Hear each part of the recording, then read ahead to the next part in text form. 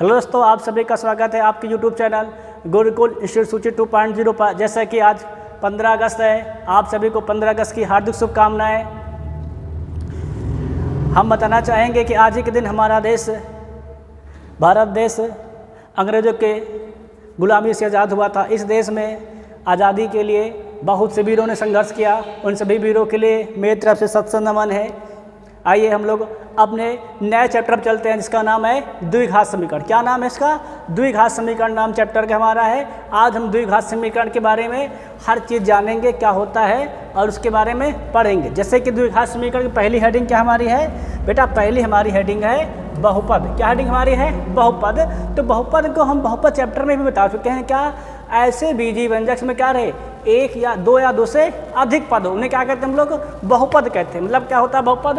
तो एक ऐसा बीजीय व्यंजक, बेटा क्या कहते हैं बहुपद? ध्यान सुनना, क्या कहते हैं बहुपद? और क्या है तो एक ऐसा बीजीय व्यंजक जो दो या दो से अधिक पद रखता है, बहुपद कहलाता है। क्या कहलाता बेटा? कहलाता है वो बहुपद कहलाता है। मतलब एक ऐसा बीजीय व्यंजक जो दो या दो से अधिक पद रखता है, क्या कहलाता है? बहुपद कहलाता है। जैसे कि एग्जाम्पल देखेंगे, जैसे हम गौर किया जाए बहुपद कैसे होता है देखेंगे। अगर हम एग्जाम्पल की बात करते हैं, यहाँ पे देखते हैं, जैसे कि गौर करते हैं क्या क्या होता है। ठीक है ना? देखो बेटा, बहुपद में एक से दो या दो से अधिक पद होते हैं। जैसे कि हमने क्या लिखा है, ax² bx। अब ये क्या हो गया? ये आपका बेटा बहुपद हो गया। कि उसमें कितने पद हो गए? दो पद हो गए। अगर हमने लिख दिया क्या c = 0, तो ये क्या हो गया आपका बहुपद। यहाँ क्या हो गया? अब दो से अधिक पद हो गए। मतलब ऐसा बहुपद, ऐसा पद हो बेटा, ऐसा बीजीय व्यंजक हो। बीजीय व्यंजक मतलब क्या होता है? यहाँ पे चर और अचर दोनों साथ में लिखो। उन्हें क्या कहते हैं हम लोग? बीजीय व्यंजक कहते हैं। मतलब ऐसा बेटा बीजीय व्यंजक हो जो जहाँ पर दो या दो से अधिक पद रखता हो। क्या रखता हो? अपने पास रखता हो वो दो या दो से अधिक पद रखता है। क्या कहलाता है? वो बहुपद कहलाता है। एग्जाम्पल हमने बताया, जैसे कि ax² + bx + c क्या हमारा एक बहुपद है। अगर आप चाहो तो ऐसे लिख सकते हो, कोई दिक्कत नहीं। cx³ + ax² + bx + c = 0। ये भी क्या आपका है? बहुपद बेटा। क्या है यहाँ पे? क्या है आपके? दो या दो से अधिक पद हैं। आप क्या यहाँ देखा जाए तो दो से अधिक पद, इसलिए क्या है ये? बहुपद है। बहुपद क्या कहता है? एक ऐसा बीजीय व्यंजक जो दो या दो से अधिक पद रखता है, क्या कहलाता है बेटा? वो बहुपद कहलाता है। क्या कहलाता है? वो बहुपद कहलाता है। आप सभी बहुपद की परिभाषा सिंपली से जल्दी से नोट कर लेंगे। अब हम चलेंगे आगे, नोट कर दीजिए। अच्छा होगा, अगला देखेंगे। अगला बेटा हमारा आता है बहुपद समीकरण। क्या आता है हमारा? बहुपद समीकरण। बेटा बहुपद समीकरण मतलब होता है कि ऐसे बहुपद जिन पे क्या जितनी घात लगी होती है, क्या होती है जिन पे, जिनकी जो मैक्सिमम घात होती है, जिसको हम क्या कहते हैं? कोटि कहते हैं। क्या कहते हैं उनको? घात या कोटि कहते हैं। तो किसी बहुपद की जो क्या होती है, जितनी उनकी मैक्सिमम घात या उनकी जो कोटि होती है, उसे क्या कहते हैं हम लोग? उसी को हम लोग क्या कहते हैं? बहुपद समीकरण। क्या करता है वो? बहुपद समीकरण के रूप में उसे हम लिखा जाता है। अगर दो घात का है मैक्सिमम तो क्या कहलाएगा वो? द्विघात समीकरण। अगर तीन घात का क्या कहलाएगा वो? त्रिघात समीकरण। अगर चार घात का क्या कहलाता है वो? चतुर्घात समीकरण कहलाता है। अब देखो, जैसे यहाँ पे बेटा हमारा है, गौर किया जाए, देखो यहाँ पर क्या है? दो घात वाली बहुपद समीकरण क्या कहते हैं हम लोग? द्विघात समीकरण कहते हैं। क्या कहते हैं हम लोग? द्विघात समीकरण कहते हैं। इसी तरह तीन घात वाले बहुपद हम समीकरण को क्या कहते हैं? त्रिघात समीकरण कहते हैं। अगर क्या हो हमारे पास घात हमारी चार हो जाए, घात हमारी कितनी हो जाए? चार, तो क्या कहेंगे? चार घात वाले बहुपद समीकरण हम लोग चतुर्थ समीकरण कहते हैं। क्या कहते हैं उसको? हम गौर किया जाए तो उसको हम लोग चतुर्थ समीकरण कहते हैं। इस प्रकार क्या सिंपल हो जाएगा आपका, ये नोट हो जाएगा। आप लोग देखो ऐसे समीकरण लिखना तो ऐसे लिखें। देखो सिर्फ दो घात को लिखना है तो क्या लिखेंगे? ax² bx + c = 0। ये क्या आपका?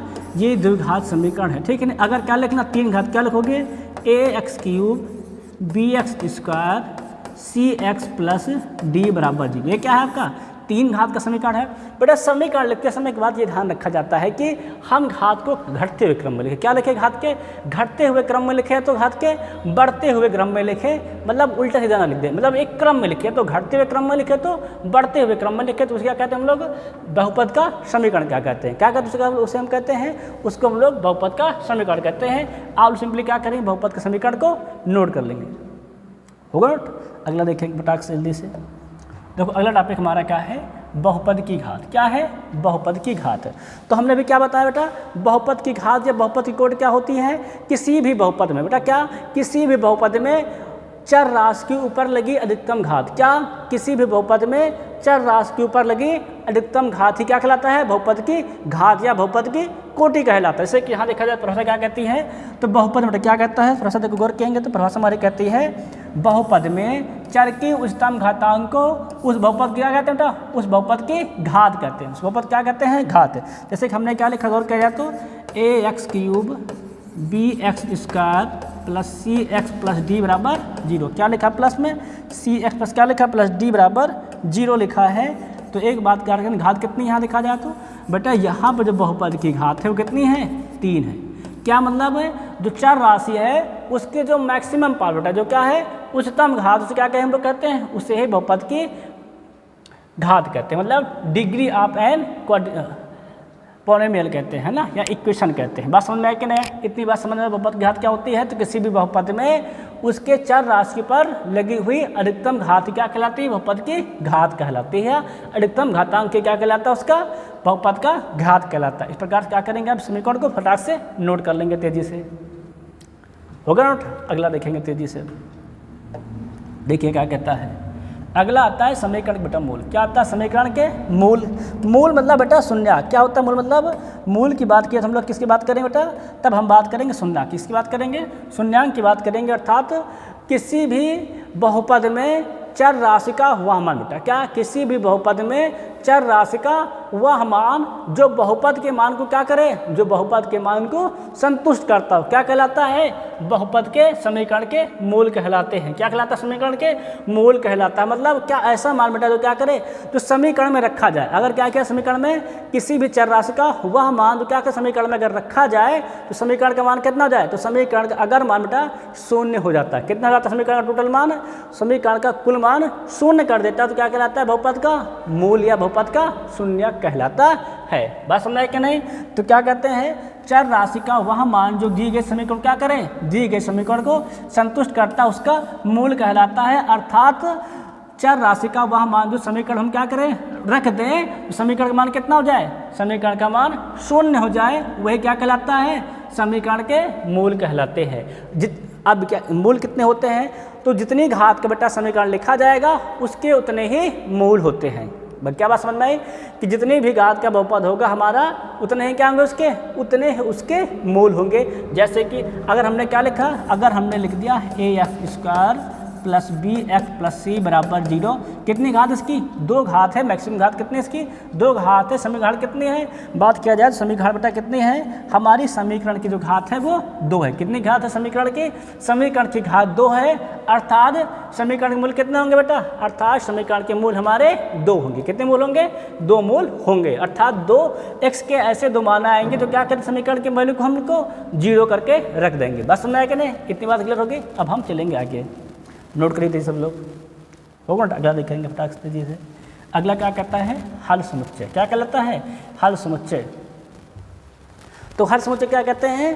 कहते हैं किसी भी बहुपद बेटा क्या कहते हैं? किसी भी बहुपद में चर राशि की जितनी घात होती है उसके उतने ही मूल होते हैं। उन मूलों को अगर हम क्या करें बेटा? एक सेट में रख दें। क्या करें? उसको हम एक सेट में रख देते हैं, मतलब एक क्रम में उठा कर रख देते हैं। क्या कहलाता है? वही हमारा हल समुच्चय कहलाता है। वो क्या कहलाता है हमारा बेटा? वो हमारा हल समुच्चय कहलाता है। तो क्या कहते हैं कि किसी समीकरण बेटा क्या कहते हैं? किसी समीकरण के सभी मूलों को समुच्चय। क्या? सभी मूलों का उठा समुच्चय, मतलब क्या करें हम लोग? सभी मूल्यों के क्रम में क्या करें? उठा के व्यवस्थित कर देते। वही क्या कहलाता है? हमारा हल समुच्चय कहलाता है। मतलब किसी भी बहुपद में जो समीकरण के जितने भी मूल आते हैं बेटा उसको हम लोग क्या करें? एक साथ रख देते हैं। क्या कहलाता है? वही हमारा हल समुच्चय कहलाता है। क्या कहलाता है हमारा?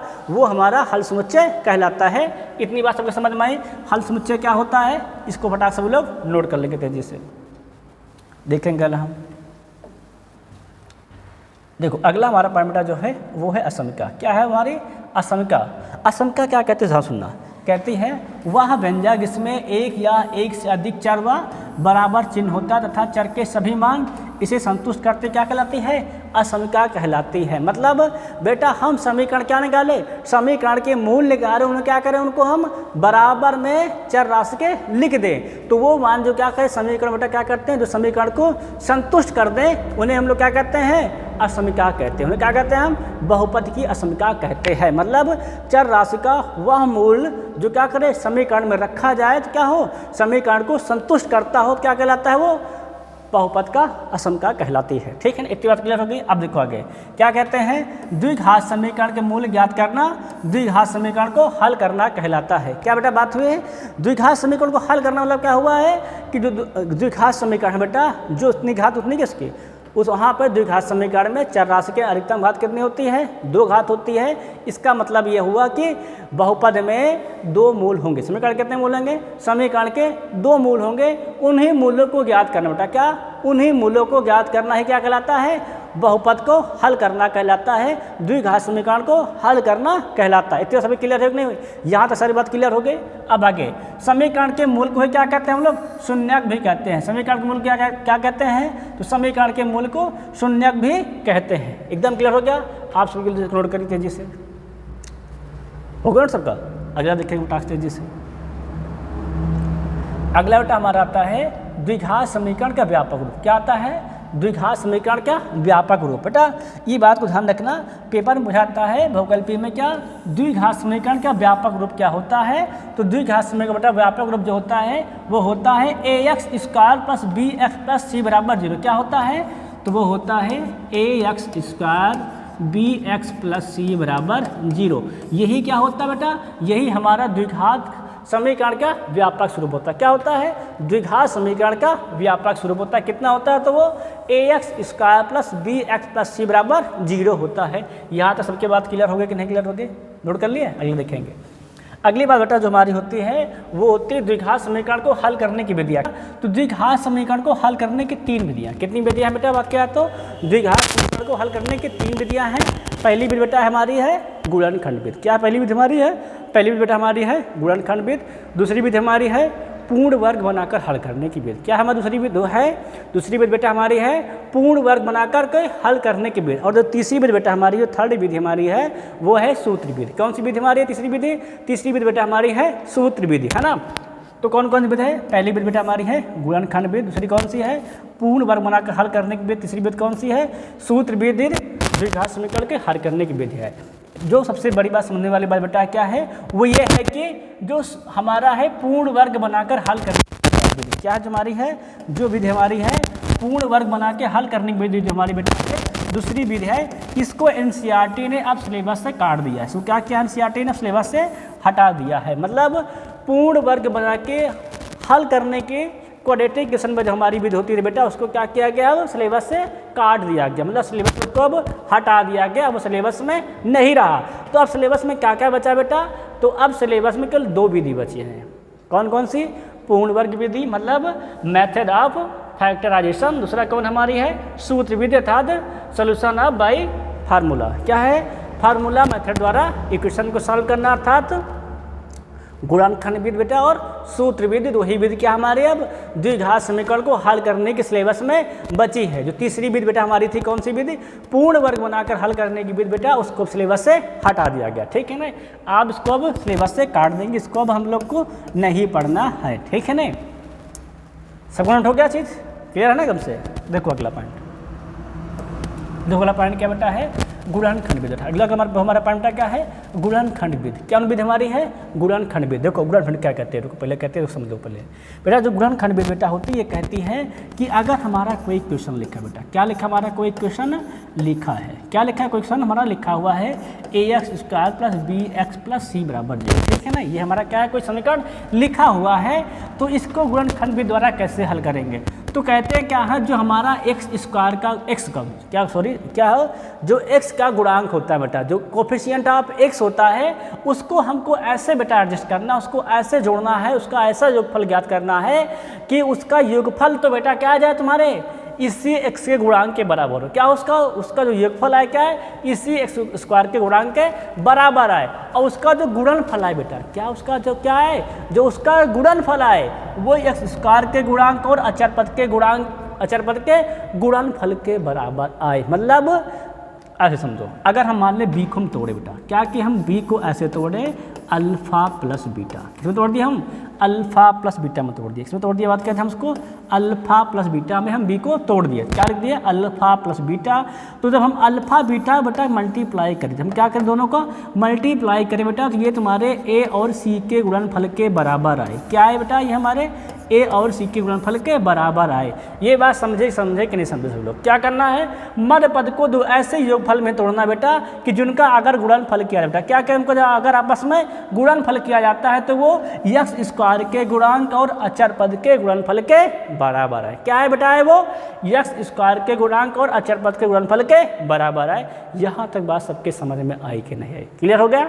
अब देखो क्या कहता है गुणनखंड बेटा हमारा, ध्यान से देखना क्या कहता है गुणनखंड बेटा हमारा, ध्यान करो को कहता है इन दोनों पदों का योग मतलब मध्य पद का योग क्या हो, योग के बराबर हो। उसको मध्य पद को दो ऐसे पदों ऐसे भागों में तोड़ो, उसका क्या जो एक फल है वो मध्य पद के योग के बराबर आए। और उन दोनों पदों को क्या अगर हम क्या करें, उन दोनों पदों को अगर हम गुणनखंड करें तो क्या है बेटा, वो यक्स स्क्वायर के गुणांक और अचर पद के गुणनफल के बराबर हो। क्या हो, उन दोनों पदों को अगर हम लोग क्या करें आपस में गुणा करें तो क्या हो, वो यक्स स्क्वायर के गुणांक और अचर पद के गुणनफल के क्या हो, बराबर हो।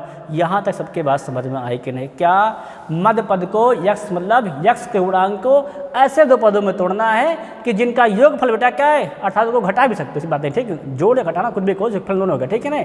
उनका योगफल क्या है करने पर क्या जाए तो वो मध्य पद के बराबर हो, और उनका क्या किया जाएगा गुणान किया जाए, दोनों को क्या किया जाए आपस में गुणा किया जाए, क्या हो बेटा वो एक्स स्क्वायर के गुणांक और अचर पद के गुणनफल के बराबर आए। इसको नोट कर लीजिए, इसको भी काफी फटाक से आप लोग नोट कर लीजिए, एक बार घर जाकर सब लोग पढ़ेंगे, ध्यान रखना सबका होगा नोट। आगे बढ़े, देखिए आगे अगला हमारा सूत्र द्वारा द्विघात समीकरण को हल करना।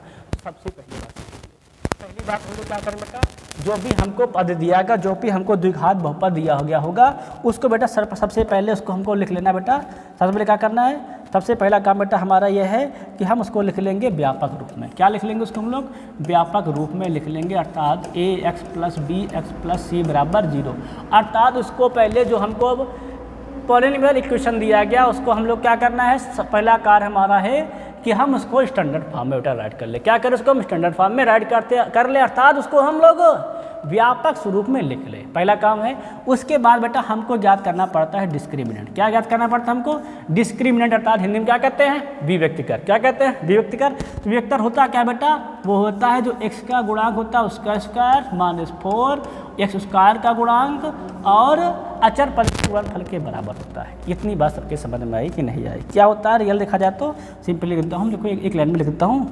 क्या होता है तो बी स्क्वायर -4 AC के बराबर होता है। क्या होता है डी हमारा, बी स्क्वायर -4 AC के बराबर होता है। अगर हम लोग x का मान निकालते हैं, क्या निकालते हैं x का मान निकालते हैं, क्या रखते हैं हम लोग रखते हैं -b प्लस √d/2a। क्या लगते हैं √d/2a। ये क्या हमारा है सूत्र बेटा, क्या हमारा है सूत्र। इसके साथ हम लोग क्या करेंगे द्विघात समीकरण को हल करेंगे सूत्र द्वारा, ठीक है ना। सबसे बड़ी बात तो कोई बात यहाँ समझने वाली बात क्या है, अगर d का मान बेटा 0 से छोटा है, क्या अगर d का मान 0 से छोटा है तो जो द्विघात समीकरण बेटा मूल आएंगे, जो क्या है द्विघात समीकरण के मूल आते हैं वो काल्पनिक अर्थात अधिकल्पित होते हैं। काल्पनिक कह लो या क्या कह लो, अधिकल्पित कह लो या क्या कह लो, उसको हम लोग इमेजिनरी कह लो। क्या कर लो इसको हम लोग इमेजिनरी कह लो, ठीक है ना। क्या होते हैं काल्पनिक होते हैं या तो अधिकल्पित या तो इमेजिनरी होते हैं। बट अगर ये डी का मान क्या हो जाए बेटा 0 के बराबर आ जाए, क्या आ जाए 0 के बराबर, तो बेटा जो मूल होते हैं हमारे आते हैं वो क्या होते हैं वास्तविक बेटा। क्या आते हैं वास्तविक व समान आते हैं। क्या आते हैं वास्तविक व समान आते हैं, अर्थात इक्वल एंड रियल आते हैं। क्या आते हैं इक्वल एंड रियल आते हैं। बट यही अगर डी क्या हो जाए बेटा ग्रेटर देन 0 हो जाए, क्या हो जाएगा ये डी ग्रेटर देन 0 क्या होता है, तो बेटा मूल तो वास्तविक आते हैं। क्या होते हैं मूल वास्तविक आते हैं, बट वो समान नहीं होते। क्या होते हैं वो आपस में असमान होते हैं। क्या होते हैं बेटा आपस में वो असमान होते हैं। इतनी बात सबके समझ में आई कि नहीं आई, ठीक है नहीं। आप देखिए यहाँ पर ये करिए फटाक से, देखो सब लोग दिखा सबको दे रहा है, हल्का सा क्वालिटी बढ़ा लेंगे दिखाई देगा, ठीक सबको क्या दे दिखाई देगा, बड़ा कर दे रहे हो। देखो क्या कहता है मेथड समझ रखो, कहता है मेथड कि दी गए समीकरण क्या करो उसके मानक रूप में लिखो, हमने पहले बताया था मानक रूप में लिखो, फिर क्या करो उसके d बराबर बी स्क्वायर माइनस 4ac का मान ज्ञात करो, फिर सूत्र क्या लगा दो बराबर माइनस बी बराबर अंडर रूट 2a लगा दो। अगर d का मान क्या जीरो से छोटी मूल क्या होंगे उसके वास्तविक नहीं होते, अगर क्या है जी जीरो है क्या है d का मान जीरो के बराबर है क्या होंगे उसके मूल वास्तविक का बराबर होंगे, मूल क्या होंगे उसके वास्तविक का बराबर होंगे। सभी लोग फटाफट कापी उसको तेज नोट कर लेंगे, सबका नोट हो गया कापी में, आगे बढ़े देखो आगे।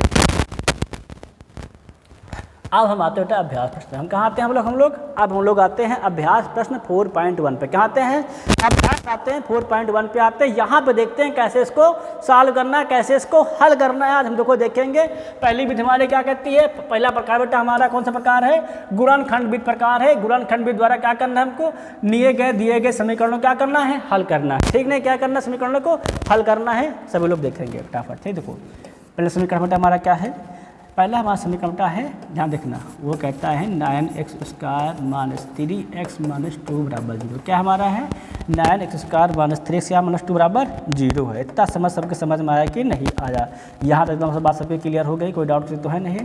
अब आगे देखेंगे क्या देखेंगे, अब देखेंगे हम लोग आगे देखेंगे तो सब हमने अभी बताया क्या कहता है गुणनखंड विधि कि मध्य पद को दो ऐसे पदों में बेटा तोड़ो, मध्य पद को क्या करो दो ऐसे पदों में तोड़ो जिनका गुणनफल क्या आ जाए, जिनका गुणनफल यक्स स्क्वायर का गुणांक और अचर पद के गुणनफल के बराबर आए और उनका जो फल क्या हो मध्य पद के बराबर हो। तो क्या होता है 9 2 जा बेटा क्या होता है 9 2 जा होता है 18। कितना होता है 18 क्या कर लेंगे फैक्टर क्या होता है 2 9 जा 18, फिर 3 3 जा 9, 3 3 1 जा 3, क्या होता है 3 1 जा 3, क्या हो गया 2 3 जा 6, क्या होता है 6 3 जा 18। अगर हम 2 3 जा 6 करते हैं 6 क्या करते हैं हम लोग 3 घटा देते हैं, क्या करते 6 करते हैं 3 घटा देते कितना आता है 3 आता है। अगर हम क्या करते हैं 6 3 का मल्टीप्लाई करते हैं कितना आता है सिंपली 18 मिल जाता है। क्या मिल जाता है हम लोग सिंपली 18 मिल जाता है। इतनी सबके बात समझ में आई कि नहीं आई, अर्थात हम एक्स स्क्वायर के गुणांक और अचर पद का क्या कर लेंगे गुणन कर लेंगे, क्या कर लेंगे गुणन कर लेंगे, अर्थात का गुणा कर लेंगे, प्रोडक्ट कर लेंगे, अर्थात का मल्टीप्लाई कर लेंगे, फिर उसका क्या करेंगे सिंपली हम उसका फैक्टर कर लेंगे, फैक्टर से चेक कर लेंगे क्या कैसे एडजस्ट करना हमको है, ठीक है ना। यहाँ सबके बात समझ में आई कि नहीं आई, ये क्लियर है नहीं क्लियर, मतलब 2 3 जा 6, अगर 6 कितना गया 3 कितना आएगा 3, ये 3 हमको लाना था और 6 3 कितना होता है दोनों मल्टीप्लाई को कितना आ जाता है सिंपली 18 आ जाएगा, ठीक है नहीं। तो ये समीकरण क्या बन जाएगा हमारा, समीकरण हमारा बन जाएगा 9 स्क्वायर माइनस क्या आ जाएगा ये 6 माइनस 3 इंटू में एक्स माइनस 2 बराबर 0। सिंपली क्या करें एक्स मल्टीप्लाई कितना हो जाएगा ये 9x minus 6 minus minus plus का 3x क्या आ जाएगा माइनस का 2 बराबर 0, कितना जाएगा माइनस का 2 बराबर 0। अब देखो दोनों में क्या बेटा कॉमन है, यहाँ देखा जाए तो 3x कॉमन, क्या कॉमन है 3x, कितना बचेगा तो 3x माइनस 2 बचेगा, क्या बचेगा 3x माइनस 2 है ना। अगर यहाँ देखो दोनों में क्या कॉमन है बेटा, यहाँ दोनों में तो केवल प्लस का 1 कॉमन, क्या कॉमन प्लस का 1, क्या बचेगा 3x माइनस 2 बचेगा, क्या जाएगा बराबर में 0 हो जाएगा, कितना बचेगा और क्या जाए तो बेटा हमको मिल जाएगा 3x माइनस 2, कितना मिल जाएगा यहाँ पे 1 कॉमन करने पर 3x माइनस का 2 मिल जाएगा। अब देखा जाए समीकरण में क्या कॉमन, तो अब कॉमन बेटा है 3x माइनस 2, क्या कॉमन समीकरण में 3x माइनस 2 कॉमन है, क्या करेंगे 3x माइनस 2 हम लोग क्या करेंगे सिंपली बाहर कर लेंगे, क्या कर लेंगे बाहर कर लेंगे, कितना बचेगा 3x प्लस 1 बच जाएगा, क्या कर लेंगे 0 के बराबर कर देंगे। अब हम लोग क्या करेंगे पहले गुणांक कर लेंगे 0 के बराबर और साथ में क्या कर देंगे दूसरे गुणांक को भी कर देंगे 0 के बराबर, इसको हल कर लेंगे कितना हो जाएगा 2 उधर भेज दो कितना आ जाएगा तो 3x बराबर हमको मिल जाएगा 2, कितना हो जाएगा बराबर गौर किया जाए तो 2/3 हो जाएगा, क्या हो जाएगा बराबर 2/3 हो जाएगा, ये हो जाएगा हमारा पहला हल। यहाँ भी क्या करेंगे 1 को उधर भेज देंगे कितना आ जाएगा हमको मिल जाएगा 3 बराबर माइनस का 1, क्या हो जाएगा बराबर बेटा हमको मिल जाएगा माइनस का 1/3, क्या मिल जाएगा हमको बराबर माइनस का 1/3। इस प्रकार का होगा हमारे दोनों समीकरण सॉल्व हो जाएंगे, मतलब समीकरण का हल क्या होगा सिंपली हमको ज्ञात हो, क्या हल निकले तो इसके 2 हल निकले बेटा, क्या है पहला हल है x बराबर 2/3 है और दूसरा हल क्या है x बराबर माइनस 1/3 है। यहाँ से बात समझ में आई कि नहीं, इसको हल कर लेंगे नहीं, कैसे करें तो मध्य पद को क्या करना है दो ऐसे भागों में तोड़ना जिनका क्या है योगफल, तो मध्य पद है उनका गुणनफल क्या आता है एक्स स्क्वायर के गुणांक और अचर पद के गुणनफल के बराबर है। एकदम सीधी बात हमने करके ट्राई कर लिया, हल कर लिया, बना लिया समीकरण, सबके समझ में आ गया। अब हम देखेंगे इसका सेकंड सवाल, क्या देखें इसका देखें हम लोग सेकंड सवाल देखेंगे।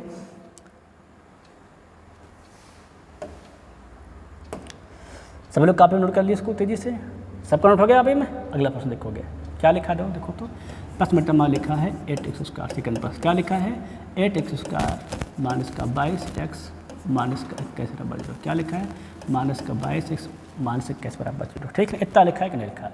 अब हम लोग क्या करेंगे, 8 का 21 मल्टीप्लाई कर लेंगे। क्या करेंगे, 8 का 21 मल्टीप्लाई, क्या जाएगा 8 1 जा 8, 8 2 जा कितना आ जाएगा, सिंपली 16, कितना आ जाएगा 16 आ जाएगा। अब हम लोग क्या कर लें, इसका गुणनखंड कर लेंगे। कैसे करेंगे, 2 से, 2 8 16, 2 चौके 8, फिर 2 चौके 8, 2 दूनी 4, फिर 2 दूनी 4, 2 एक 2, फिर 3 7 21 और फिर 7 का 7, कितना जाएगा, सिंपली 7 का 7 आ जाएगा। हम कितना लाना, हमको लाना बेटा 22, हमें कितना लाना है 22 लाना, ध्यान रखना है।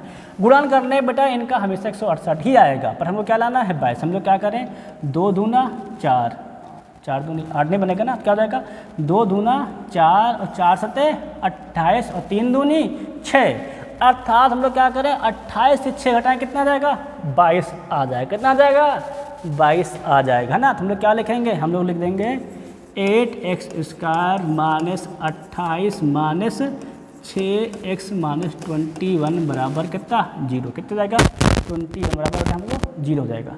x का मल्टीप्लाई करो साथ माइनस का मल्टीप्लाई करो, कितना जाएगा ये 8x स्क्वायर माइनस का मल्टीप्लाई 28, x का multiply 20x minus minus plus का क्या जाएगा 6x, क्या जाएगा माइनस का 21 बराबर बेटा 0, कितना मिल जाएगा और क्या हमको मिल जाएगा माइनस का 20 बराबर हमको मिल जाएगा 0, क्या मिल जाएगा और क्या हमको मिल जाएगा इसके बराबर 0। अब हम लोग को देखें कामन क्या है, क्या कामन है 8 स्क्वायर माइनस 28x में बेटा 4 कामन, क्या कामन है 4x, कितना बचेगा बेटा यहाँ बचेगा 2x, यहाँ कितना बच जाएगा 7, क्या बचेगा क्या यहाँ मिल जाएगा 7, है ना।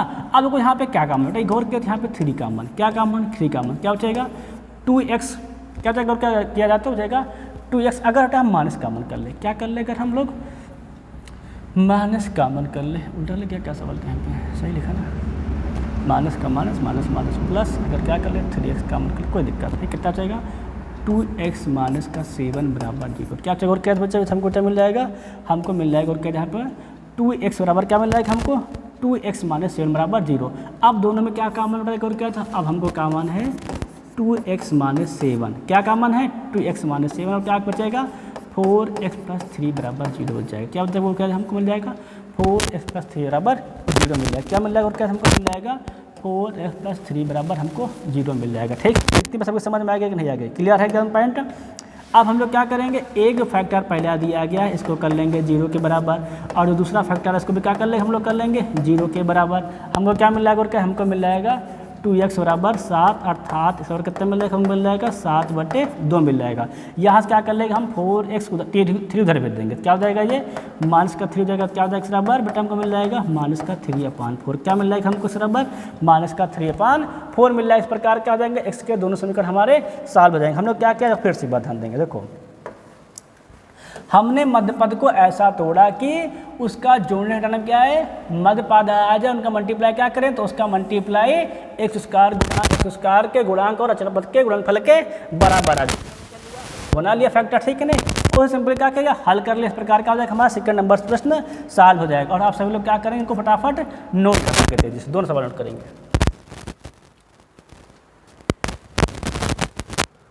सब नोट हो गया, अगला प्रश्न देखते हैं क्या कहता है। देखो अगला प्रश्न जो हमारा दिया गया है ना, इस पर थोड़ा चर्चा करें क्या कहता है।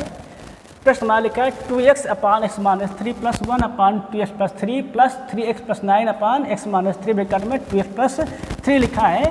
ये जो मेरा प्रश्न दिया गया है, इस प्रश्न को आप लोग होमवर्क में ट्राई करेंगे। क्या करेंगे आप सभी लोग इसको होमवर्क में ट्राई करेंगे, इसको होमवर्क में लगाएंगे।